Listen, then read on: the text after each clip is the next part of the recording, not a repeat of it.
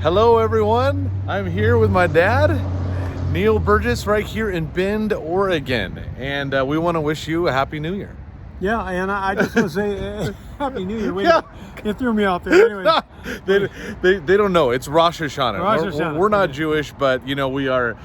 Today is the Jewish New Year, and we were just talking about the new thing that God is possibly calling you to do and all of the craziness going on.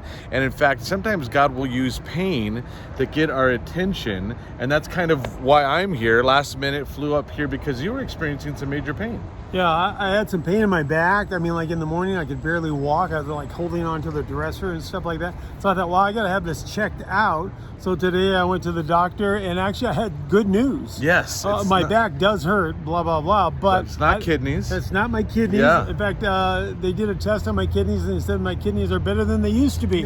Whoa. I know. Clean blood work and low cholesterol. I mean, you're looking pretty good. Yeah. I'm gonna go out and eat some chocolate or something. I don't know.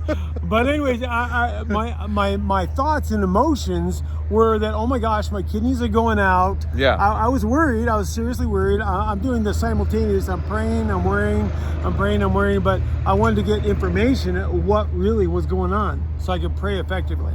Yeah, and you do gardening and landscaping even to this day. Like you've always been in better shape than I am, and yet this whole thing has caused you, even though it's good news about health, it's caused you to say, I need to do something new. Gardening and landscaping is something you've been doing. I used to do it with you as a kid, but now you're realizing my body is not keeping up with that comfort. Your comfort doing that you know how to do it backwards and forwards. But now, in fact today, you're starting a new journey. What are you doing? Well, today I'm looking into being a life coach, and honestly, there is a comfort in familiarity. Yeah. And I'm challenged emotionally, physically, because I like to do what I know I can do well. And so right now, I'm thinking about changing because my body is doing some changes itself. Yeah. And so not that you're getting older or anything. No, that's not even on the table. But change is hard. Yeah.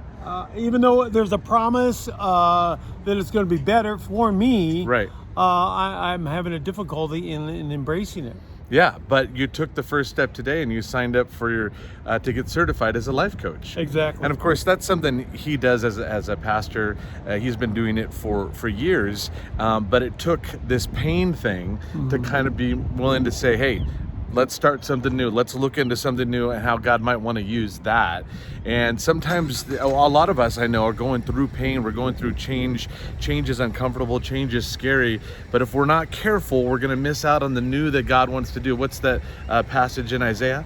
Isaiah 43. It says, look, God's doing a new thing. Yeah. So if I don't look, I'm not going to see the new thing. Right. If I'm honestly, it's true. We were talking about we're really not motivated as people unless there's pain or pleasure. Yeah. Yep. I mean, I wouldn't have gone to the doctor.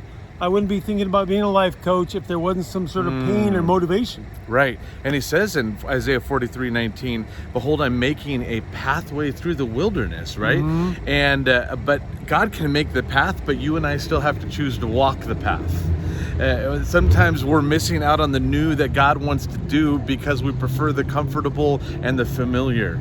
And I think there's probably no better example of that danger of staying in what we know than being willing to try the new thing than Blockbuster.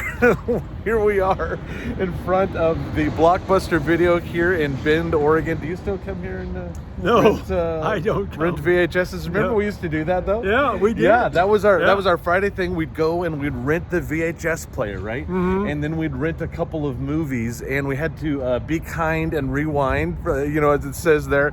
And what would happen if we brought it back and they'd charge us? There's a penalty. Yes, they'd charge us if we didn't rewind. I was always after my family. When does this have to be back? I don't want to pay any penalties, Remember when they would get slide into the seat of the car, and then you'd show up to rent the next weekend, and they'd be like, I'm sorry, Mr. Burgess, you owe, all of this money, and you'd be like, no. Honestly, I paid up to $50 worth of fines because I had my kids, I had my wife, everybody was renting stuff, and I lost track. Yeah, so there used to be 9,000 Blockbuster video stores. They were a multi-billion-dollar company, million-dollar company. And then in 2010, they filed for bankruptcy. There were $1 million in debt. And yet there was a point in their history at the height of their success when this little upstart company called Netflix decided to see what it would be like to try a new business model and mail DVDs to the home. And Blockbuster had the opportunity to buy them. And yet they couldn't see any reason why they should change their model because it was so successful, right? And so if they had, not only would they be more successful today, we'd be watching Blockbuster streaming instead of Netflix streaming. And that's just one example of how you and I can make sure we don't have a Blockbuster life.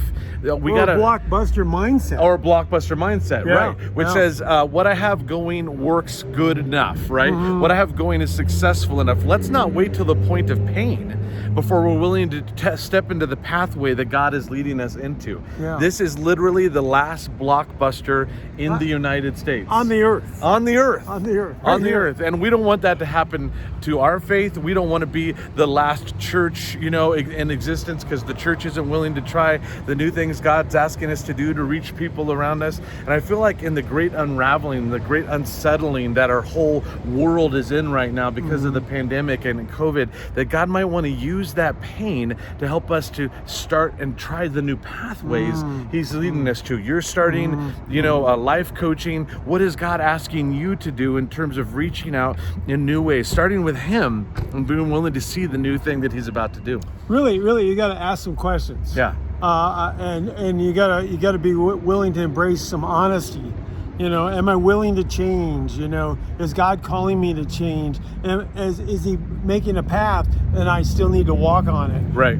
We don't like those questions. No, we don't. I just want to stay where I am in my easy chair of thought. Yeah. So let's not miss out on the new that God wants to do because we're holding to what we knew in the past, right? Right. All right. Well, thank you guys so much. Happy New Year.